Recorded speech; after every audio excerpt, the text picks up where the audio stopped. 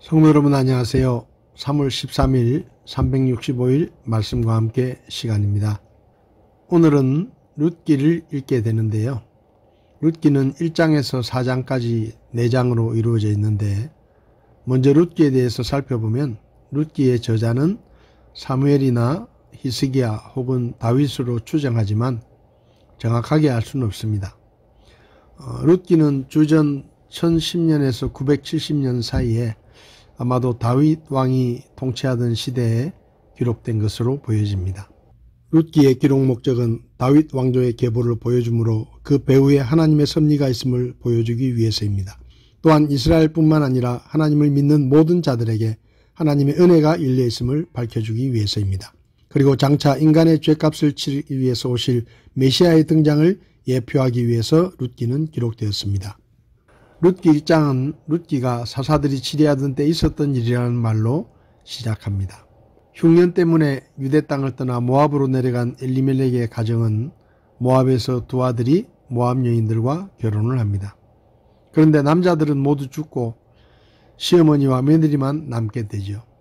나오미는 이방 여자인 두 며느리 오르바와 룻을 친정으로 돌려보내고 자신은 고향으로 돌아가려고 합니다.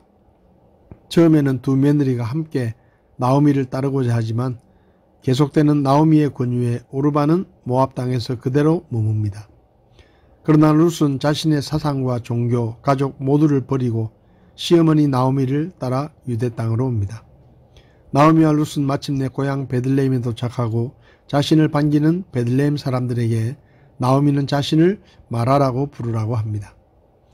2장에서는 하나님께서 룻과 보아스의 만남을 인도하시는 과정이 나오는데 나오미를 따라 베들레헴에 온 후 룻은 우연히 보아스의 밭에서 이삭을 줍게 되고 또 우연히 보아스를 만나게 됩니다. 룻의 이야기를 알고 있던 보아스는 룻을 특별히 배려하고 곡식 빼는 자들에게는 룻을 위해 이삭을 많이 흘릴 것을 명합니다. 집으로 돌아온 룻에게 이 이야기를 들은 나오미는 보아스가 자신들의 기업 물을 사람인 것을 알고 룻에게 다른 밭에 가지 말고 그곳에서만 이삭을 주우라고 당부합니다. 3장에서 나오미는 며느리 룻에게 보리타작하는 날 보아스에게 찾아가 기업 물을 자에 책임질 것을 요청하라고 합니다.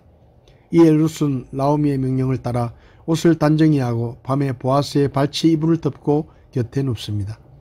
이에 보아스는 룻에게 자신보다 가까운 친족 중 기업 물을 자가 없다면 자신이 기업을 물으겠다고 약속하고 룻에게 양식을 주며 새벽에 사람들 몰래 집으로 돌아가게 합니다. 룻으로부터 모든 이야기를 들은 나오미는 일이 어떻게 성취될지 기다려보자고 합니다.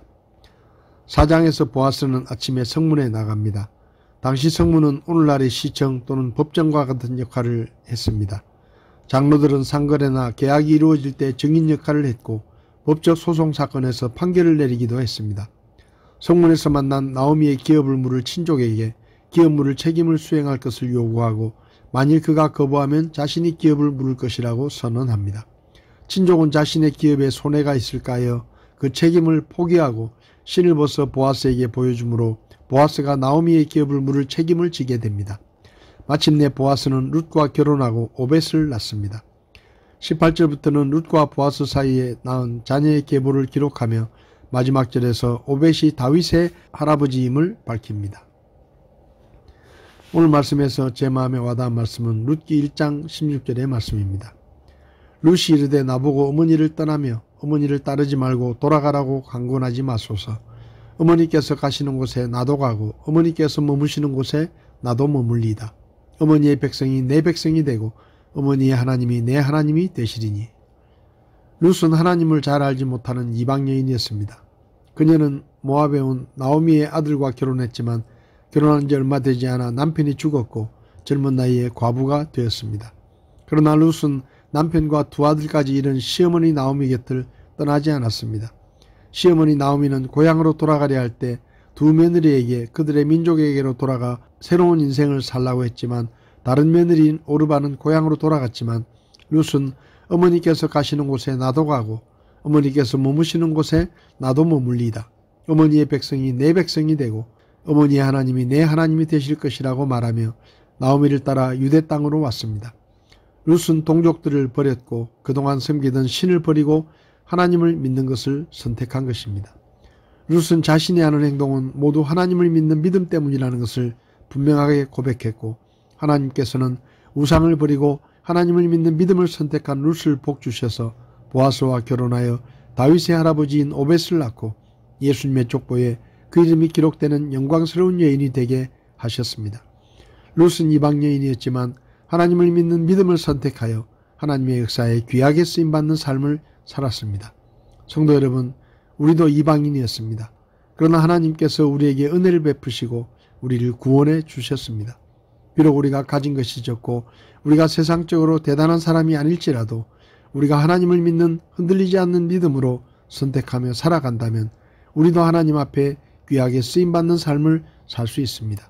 오늘 하루 우리가 어디서 무엇을 하든지 우리의 선택과 행동의 이유가 하나님을 믿는 것이기 때문이었으면 좋겠고 하나님께 영광을 돌리는 것을 선택하고 행하는 하루가 될 수 있기를 바랍니다.